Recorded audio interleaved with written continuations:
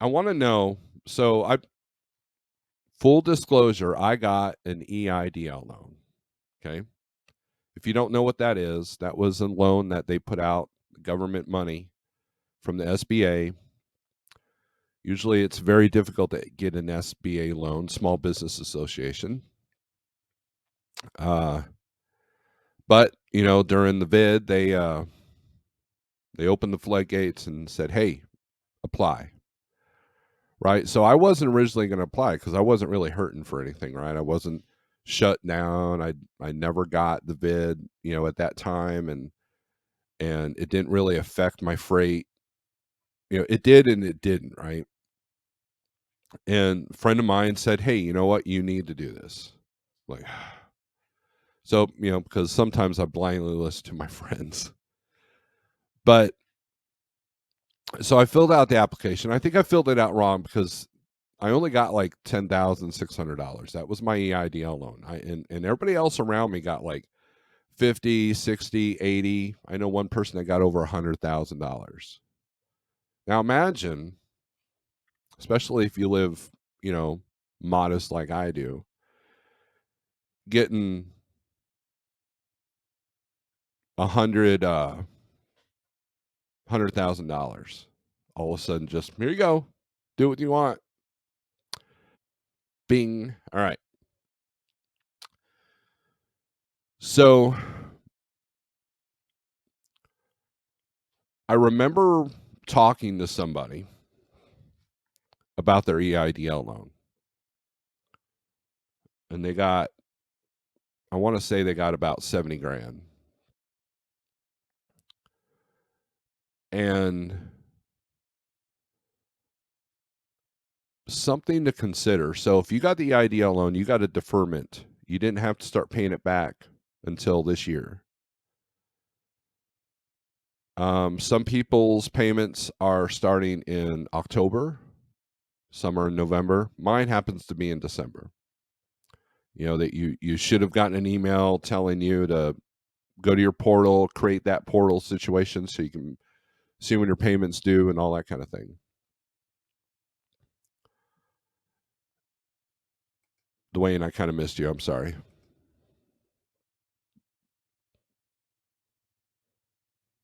And excuse me. And so what I did with my money was I literally just let it sit. It was my MREs in the cupboard. It was a if crap hits the fan situation. That was what I used that money for. I did not invest with it. I did not break the rules. I did not make it payroll so I can do with what I wanted with it. I didn't do any of that. Now, some of you might be saying, "Well, Steve, you're an idiot. You could have bought equipment, or you could have done this, or you could have done that." And so let me explain something. So back in 2020, back when we had the COVID exemptions and people could run beyond their clocks, and rates had hit just trash levels, volumes hit trash levels. You couldn't even get into the truck stop to get a bite to eat because everything was closed. Fuel only. You couldn't. Loves had to have a person with gloves get your cup of coffee for you. That kind of thing. And what I did is I went out to a small grocery store because Walmart sucks and their supply chain was broken, and bought 2 weeks worth of food so I didn't have to worry about going beyond, getting food beyond the truck. I had other things situated to where if I couldn't find a restroom, I could deal with that. And I ran short because fuel was cheap, and I netted just about as much doing a 200-mile run than I did 600-mile run because that's how low the rates were. And and there was about a week and a half that I didn't run because we're looking at rates and we're like, just this is just stupid, right? And I could afford to sit, so it wasn't a big deal. But I didn't have the vid money at that time. Now the PPP loans were going out. You could collect unemployment as a contractor for the first time, at least in Missouri. I think in other states it was. And a lot of people I know just shut their trucks down and just stayed at home. And when the rates came back tenfold in 21, that was the time, because the loan was deferred, that you should have paid that money back. Now the PPP was forgiven. There are other grants that people could have gotten, and then of course the unemployment runs out. But that should have been the time that you paid that loan back, because here's the deal. Here in December, when those payments, October, November, December, when those payments have to start, now you might sit there and say, well, it's only $400 a month, right? Yeah, for the next 30 years. So now, if you want to get that taken care of, I mean, is your trucking business going to survive the next 30 years? Are you going to make the same amount of money you are now in 30 years? So you don't want to do the full term of the loan. I mean, and this is just my opinion. I'm not a financial guru. In fact, don't take my advice. Just listen to my outside of the box thinking, okay?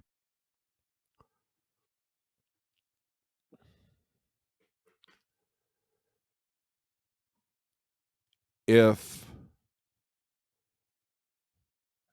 so, when you made your business plan last year and you got the EIDL loan,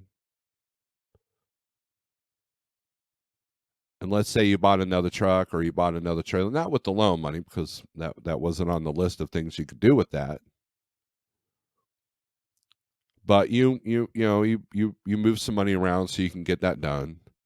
Did you account for that loan in your cost per mile, your cost per day, your cost per month? Did you put that in your fixed cost? Now, let's say your payments are $400 a month for 30 years, but let's say you want to double up on those payments, or even triple up on those payments. Can your business handle that right now? Let's say your payments are $500 a month, and you want to make it 1,500. Can your business afford an extra $1,500 a month right now? Did you equate that EIDL loan into your costs?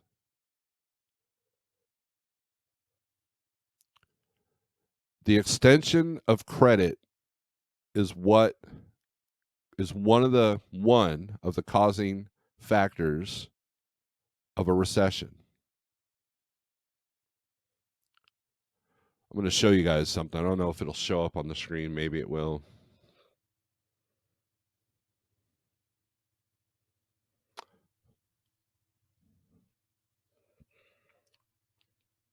Oh, can you guys see that? Probably not. Let's see if I can do it that way.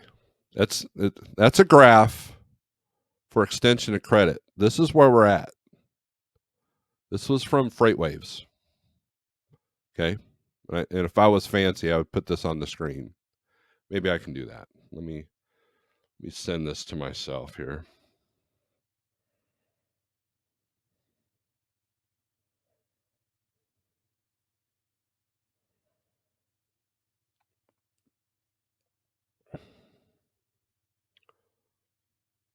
And forgive me, dead air. I know that's dumb. All right, I'm going to put this on the screen. Oh, FreightWaves doesn't have a fit about it.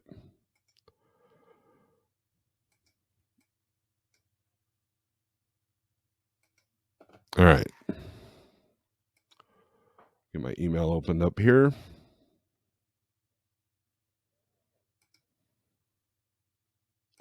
Internet slow. Please forgive me.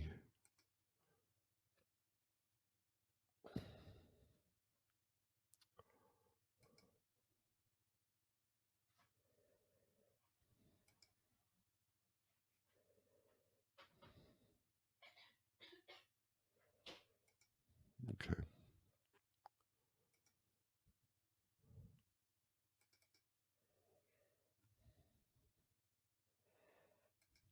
All right.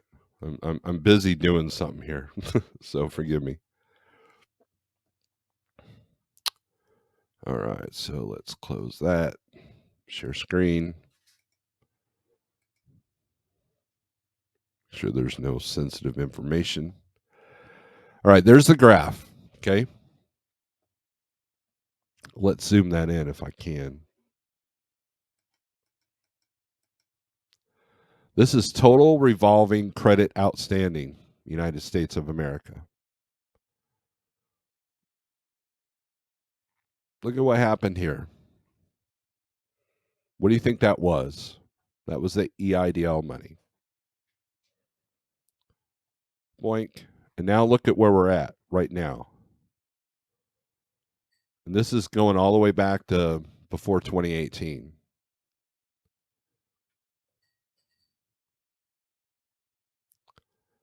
If that doesn't set some kind of alarm in your head, then you're not paying attention.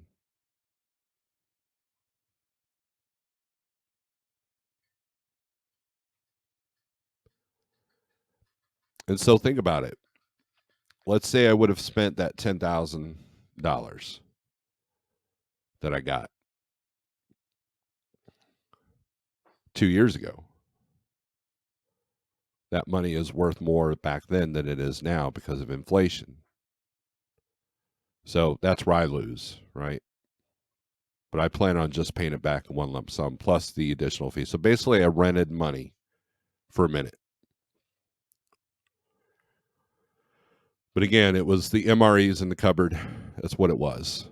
The rice and beans, so to speak. If I needed it, it was there. But if I don't need it, I'm not touching it.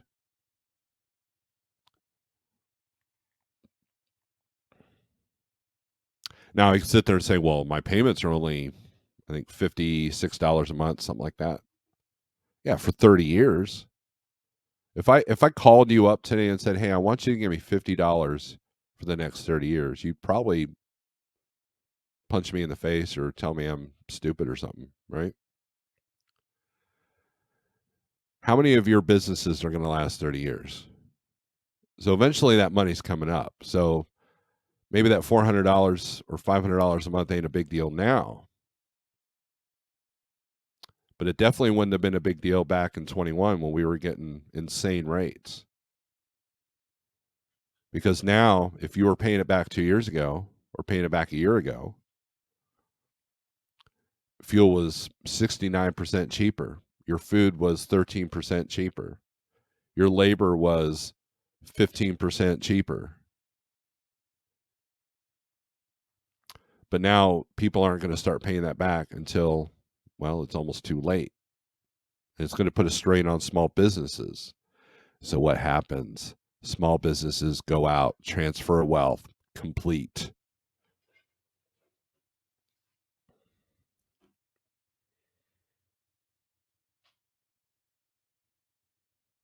That's the part that people don't realize.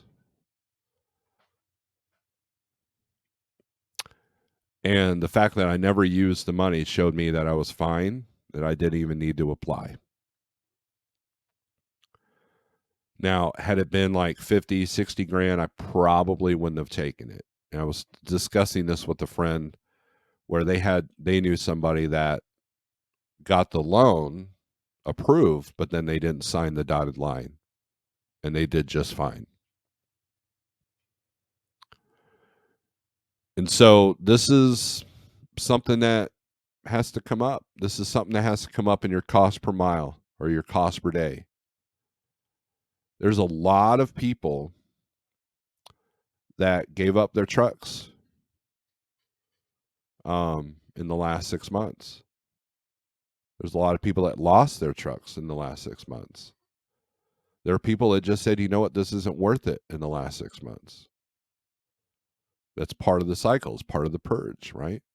Why struggle for, $500 a week as an owner operator with all the risk, and I can go work for Walmart for 120 grand a year, or work for a local company for 55 grand a year with no risk.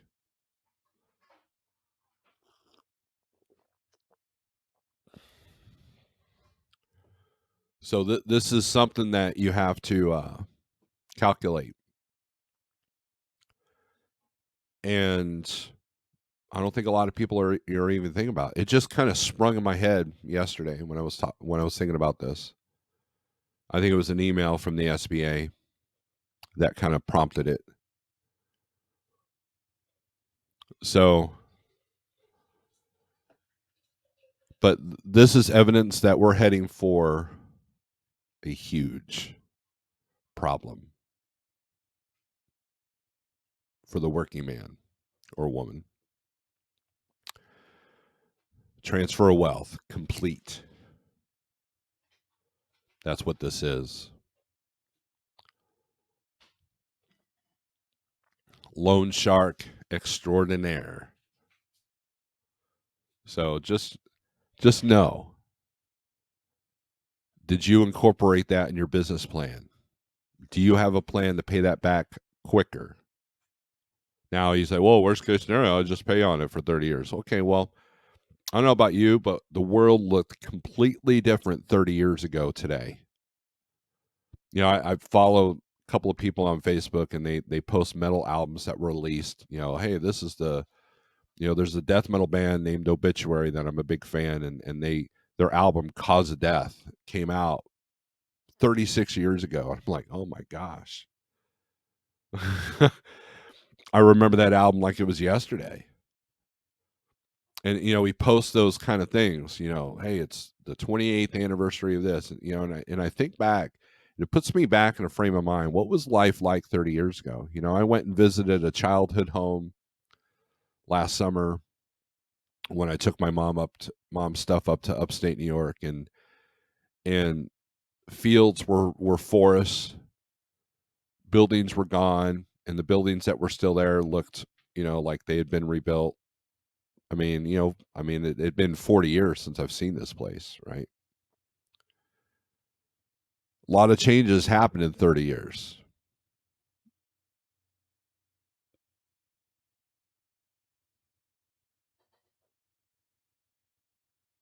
Debt is the currency of slaves. That's a lot of slavery going on right there, right here. By giving people cash of $50 to $150,000, or however, I don't know what the limit was, but let's just say 100. I know people have gotten 100.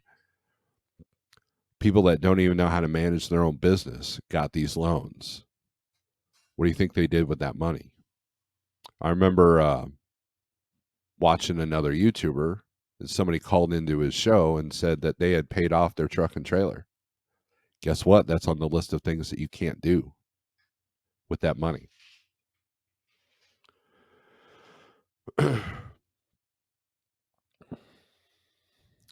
So it's kind of a serious situation that maybe a lot of people aren't thinking about. I haven't seen one YouTube video about this recent. Why do you think they kept deferring it? Oh, don't worry about it. You can pay me back later. Imagine Guido telling you, don't worry about it. You'll pay me back later. That's essentially what the government was doing. Don't worry about it. Just keep doing what you're doing. Everything's fine. Just pay me back later. You're all right.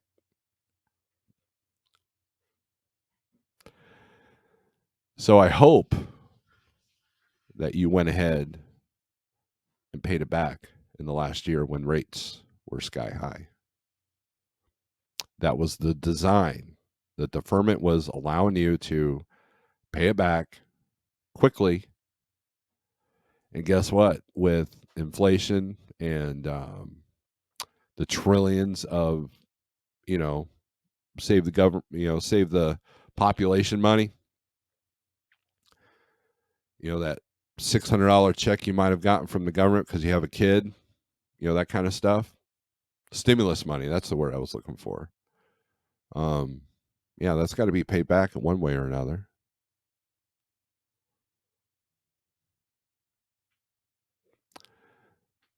Debt is the currency of slaves. If I have to get a loan for $80,000 to buy another truck, Now I have to work to pay that truck off. Is that truck going to last while I pay it off? Only if I double up on payments. You know, depreciation only goes 3 years, maybe a little bit on the fourth. So the $80,000, $90,000 truck you got a loan for, does it have a warranty? Because now, if it doesn't, guess what? Now you're getting thousands of dollars in repairs. And trucks average between $15,000 and $25,000 a year for repairs and maintenance. That's a fact. I've got the numbers to prove that. No warranty, huge repairs, and the government's going to start wanting their money. And you can't bankrupt yourself out of it, bankruptcy yourself out of it. Yeah. I'm hoping that some of you are having this oh crap moment right now. And you're going to get on it.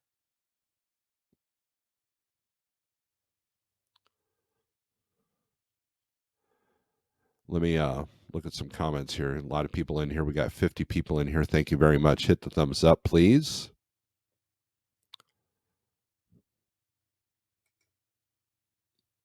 Stuart, I did not apply for the EIDL loan. Just the principle of not believing in government support. Always felt like it was a setup. Now the economy's in the toilet, and you have to pay back.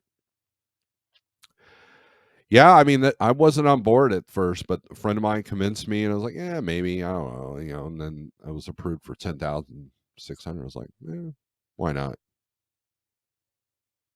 I get an advance on a credit card, pay that back if I wanted to. Zero score, but don't have to do that because I didn't use it. Good morning. Sorry I'm late. I was backing in dock. Good morning, everyone. Yeah, Shannon, don't watch YouTube while backing into a dock. So good on you. Everybody's saying hi to Shannon. Shannon's been a Snorelord fan here lately, and I appreciate her sharing the channel out and everything else. She's been checking out my metal videos on the OG. This is no surprise. We have just come off the back of record low interest rates and a record stock market. I agree, Shannon. I resemble this statement. I ask myself this sometimes, and I hesitate to get in debt heavily. Always hesitate. I'm only participating in the social contract for hot water on demand and some occasional air conditioning. Yeah, there you go. Grafton, what's up? Denise White, how's it going? Been a while. Hope all is well with you and yours. I'm doing all right. Hope you're figuring things out. I know that you had a couple of mishaps and you had to deal with, so hope you're doing well. Why would you ever take a loan where the government or lender tells you what you can do with the money? Moronic. Well, I mean, look, I got financing for a trailer, back when I got into this game, and it says on the contract, hey, you can't lease this out to anybody else. You can't rent this out. This is not a rental trailer loan. This is for you and yours. So, I mean, a lot of loans have stipulations like that. Home loans, your first, what's it, HUT loans are like that. It's almost like student loans hand out while you are vulnerable, and now you're a slave to the government. Exactly, Stuart. Exactly. I got 70K in EIDL, and now I don't have a business. Had a head-on collision with a drunk driver. Current market value affected what insurance pay me for my equipment. Frankie, I'm sorry to hear that, and I hope you're okay. And see, Frankie demonstrates that you could have everything together, but something external happens that takes you out. And so, what are your payments going to be on that 70K, Frankie? I'm curious. Gold is the currency of kings. Silver is the currency of gentlemen. Barter is the currency of plebes, and debt is the currency of slaves. Debt is for good money managers that get out here and work. Don't understand why people are having so many problems. Look, debt can be a tool. I get that. The whole cash versus credit debates, they're meaningless to me because you got to utilize both, because that's what I try to do. There's a time and place for everything, but as America has demonstrated, we have, and this graph shows, self-control is a huge problem. I know a lot of people that tell me, "Oh yeah, I had a credit card 5 years ago, but I maxed it out, so I won't get one because I can't trust myself with one." Where does that narrative come from? What caused that? What deep subliminal messages were, where you can't control yourself simply because you think you have free money? And look, I've fallen victim to that. I've had major credit card debt in the past. Wife almost divorced me over it.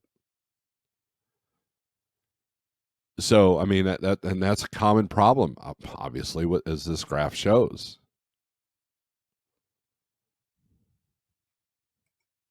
Rick, that's funny. He's him and his press secretary don't seem to be on the same page on a lot of stuff. Back in 2023, be impatient. Thanks.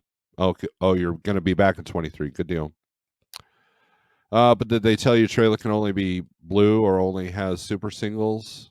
If you got a trailer loan, they don't tell you how it has to be a dry box or flatbed. Well, the whole point, Cool Truckin', since you're being argumentative, is that there are loans, there are stipulations on loans, and because it's government money that was designed to help save you, you couldn't go out and just blow it. That's kind of what they were saying. Just like, if you borrow $100 from your dad or mom, and then you went out and bought cigarettes and rum with it, you know, eventually she's not going to give you $100 anymore, or she shouldn't. If they do that, if she does, it's enabling, right? You have to be able to. Yes, credit isn't. Look, if you're a truck owner running a business with a 600 credit score, there's going to be some struggles. I'm not saying it can't be done, but there's definitely some struggles. I'm not the kind of person that says you can't do this without blah blah blah. I'm not that guy. $321 for the next 30 years starting in December. And I imagine that the job you have now, Frankie, will not help you, will not allow you, after inflation and whatever other debts you might have, won't allow you to triple up those payments. Right?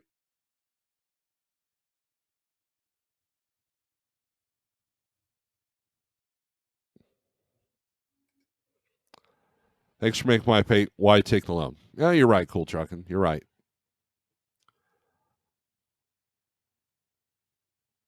You know I love you.